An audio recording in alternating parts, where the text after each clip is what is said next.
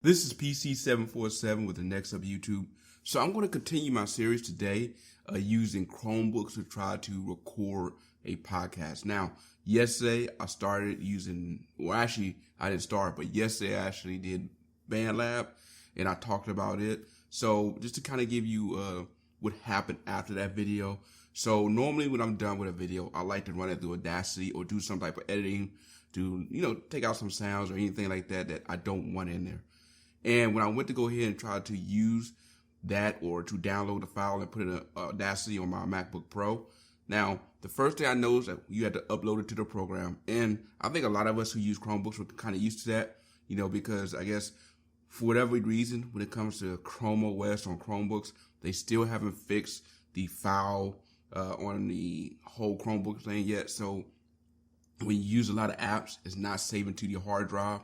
They like to upload it to the cloud, and it almost defeats the purpose of having like a Chromebook with a lot of memory on it or using an SD card. But I was having problems with doing that. And the other thing I noticed when I went to plug in my hard drive, because I want to plug that in and see if I can just move the file from basically the hard drive onto there and then move it to my MacBook Pro, it kept giving me an error saying that the file is unrecognizable. Now, once I uploaded it to the cloud and downloaded it onto my MacBook Pro, I didn't have a problem with it, but Audacity could not read the file. So I could not edit it through Audacity. That said, when I went through my, Final Cut Pro to edit some stuff out, I noticed the sound pretty good. So even though I didn't get a chance to use Audacity to edit out some background noise, which you was able to hear towards the later part of the second part of that video, I still was able to get some pretty good sounds. And overall, I think it's okay. Now, like BandLab, this program which I'm using now, which is called Speaker Studio, you got 15 minutes to get everything you need to say out. And in 15 minutes, that's it. You have to either do another recording or so on. So what I'm going to do, kind of like yesterday, I'm going to actually, start a topic or talk about a topic and do like a full video and see how it work out. Now, one thing I will say that I do, at least off the out of the gate, kind of like about this is you have a little bit more things to play with. You have sound effects you can add, which I'm gonna throw. You got the gun sound effect, which I'm gonna do right now. You have a camera sound effect. You can do like an audience sound effect, and you can do a couple of just like a burglar sound or like a mystery sound. They got several sound effects you can play with. And look, this is something that if you're doing a podcast or something like that, it will work. And in fact, this program looks to be geared more for you shooting a podcast because you can actually go live and do your podcast live from here. So this overall right now, just starting off, look like it is better geared towards handling you doing a podcast. Another thing, so far, I tested the audio. It's still working just fine with me plugging in my audio interface and using a shotgun mic what I have above me, and it's recording that just fine. So we're going to go ahead and go over a quick topic, and I have like 11 minutes to get through it. So basically yesterday, this is my topic. So I have a Google Stadia, and I've been using the Stadia since they launched, I want to say back in November. And I've been up and down with Stadia altogether. There's been some things I liked about it. There's some things I do not like. The things I do like about it is a simple fact. There's no loading time. You don't have to wait for it to download or update or all that other stuff. You can get in and start playing, and I like that. The other issue though, but the one issue I do have with it is just it still do not feel like it's ready yet. One, they just don't have all the games that people want as gamers to actually enjoy playing. And the other thing is the simple fact that as much as people go out there and try to say, hey, it may be on your end, but you still have where you're playing the game and just out of nowhere, it freezes, it acts up. Now, when it works fine. There have been times I've been playing hours and hours and hours of gameplay and not having not a slice of hiccup. But every now and then I'll play a game and I notice that it'll keep stopping, it'll start stuttering, you'll have that lag.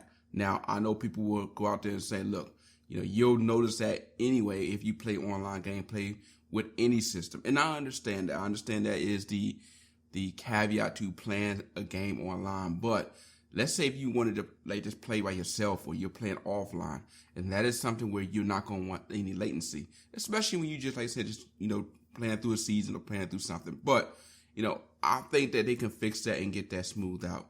Now, one announcement that they made yesterday is that Madden is going to finally come to Stadia. And I'm happy to hear that because I'm a big fan of Madden. I played Madden back in the day.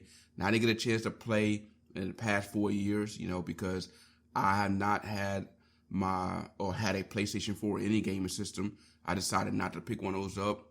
I had just decided to pick up the Dave Ramsey book and get out of debt, so I worked a lot of overtime, and I didn't want any distractions. So that's why I chose not to pick one of those up. I wanted to have a reason to be able to work overtime, no other distractions, or as well as throw any money away to anything until I got all my debt paid off. So I finally got my debt paid off, and I said, okay, I want to jump into buying some gaming systems. Now, a couple years ago, I did pick up a PlayStation 4 on like a Black Friday sale. I didn't like all the downloads I had to do just to get to playing the system. It felt like it took me 2 hours just to be able to actually sit down to play the game, and that frustrated me. Now, I'm understanding that now this is the way things go with games, but yeah, I was really feeling that. So the simple fact that you can pick up a controller and play a game on your time and use whatever free time you had to jump and play games, that's one of the things that made me really appreciate Stadia and why I jumped on board. And one thing I would need to say that I think Google needs to do to get this right is they're going to have to find a way to really get their servers where they say they wanted to get to. When they first advertised Stadia, they said, we're going to have some of the best servers. You're going to get some of the best graphics. You're going to have some of the best gameplay. You're not going to have any issues whatsoever. And like I said, when you're playing and you don't have those issues, you're like, Google did it. But when you notice it, you notice it. And a problem when you're playing a gaming system on your end of your server end, you don't know whose end is incorrect or whose end is having a problem. Is it your end that's causing a problem, or is the server end?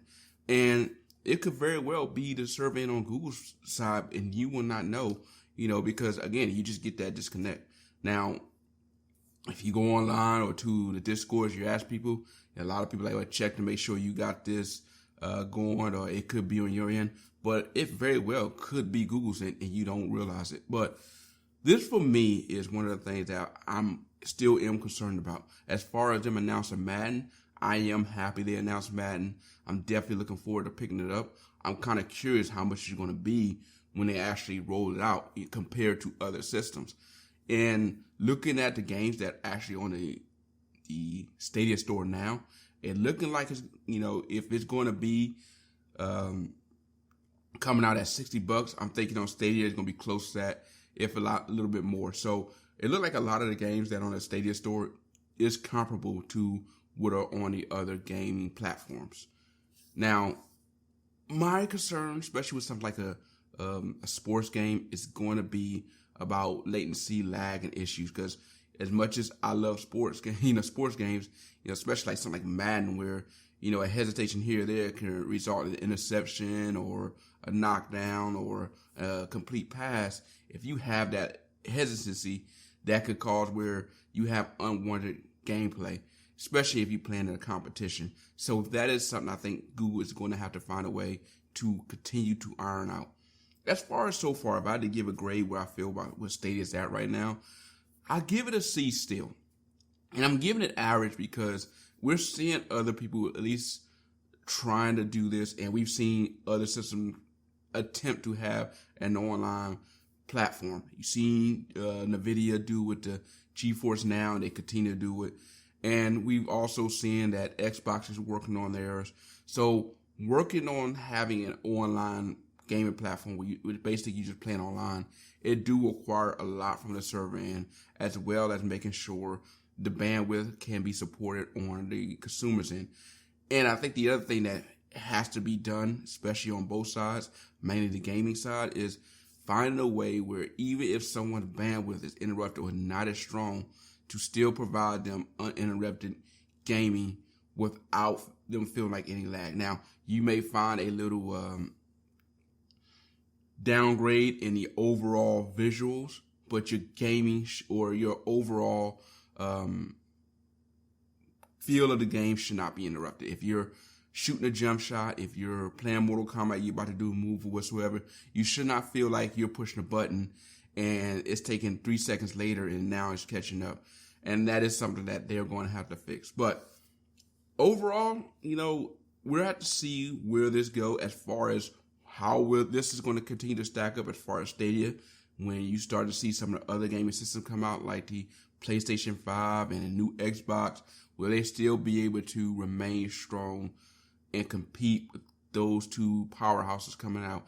And that's going to remain to be seen. I know for me, I stated in my last video that one of the top gadgets I'm looking forward to once the economy pick back up, once everything pick back up, will be the PlayStation 5 is one of them. And I'm still really interested in that. And once the PlayStation 5 is out, will I still keep Stadia? I will, but will I still continue to pay for it? And likely not. Unless I see a lot from Google's in on the Stadia platform, I don't know if I can still put this up there on par with some of the other game systems out there. They still have ways to go. They still haven't put out the promises that they made back last year of stuff like allowing you to play or crowd play. They still haven't brought that out yet. There's still a lot they still need to work on. Because of that, that is going to keep me and probably a lot of other people from really jumping on this and saying this is something they want to check out long term, other than just out of curiosity. Now, I'm still going to, because I actually invested in the Founders Package, I'm still going to keep my eye on Stadia. I'm still going to continue on following them and paying a premium edition up until the PlayStation 5 come out. But until then, we'll continue to see what Google's able to do and how well they're able to prove. Now, I will say this. One thing I did notice that they did, because I actually recommended this once the shutdown happened. I sent out a tweet to Google. I said, hey, it would be a good idea to offer your service to Google Stadia free to anyone to play. Everyone's locked in. It'd be a good way to one, test your system, and two, get people to jump on board and try it out. They have no place to go. Hey, and you may have people who's traveling who may look for a reason or want to try this out. And I was one of the people who actually did use that, because when I was in Houston, stuck in a hotel, being able to play Mortal Kombat was pretty cool. That said, I will have to admit that when I was playing Mortal Kombat on the Wi-Fi at the hotel, it kept stopping a lot. And I know it had a lot to do with the hotel Wi-Fi over anything, and it was annoying. But as much as it was cool to play it, I have to admit that was annoying. I probably would be better off playing on, a PlayStation I brought or something like that. So it's kind of cool to see that Google at least listen to that, because now they're offering their Google Stadia free to a bunch of people across the nation. They actually have on their video that they put out yesterday all the countries that are going to be able to play Google Stadia for free. So if you're in one of those countries, hey, check it out. You may like it. There are some good things about Stadia that you may enjoy, and I think it's worth checking out. I do think Google has some things going that is good and worth talking about, but there's still a lot they need to do before it's ready to be considered serious. But I have a minute and a half left before I'm hitting my stopping point here. I was able to get my point out, and I will have to get back with you on a follow-up video to see how well this worked as far as the editing and converting. But so far, just looking at just the numbers and everything, I'm liking what I'm seeing with this program, Speaker Studio, and I'm curious for you guys out there who are also looking to shoot or do a podcast on a Chromecast or Chromebook. What programs out there do you suggest and I should check out? And what are you using, or do you feel that you can actually do one on a Chromebook? Anyway, that's all I have. This is PC747. I'm out.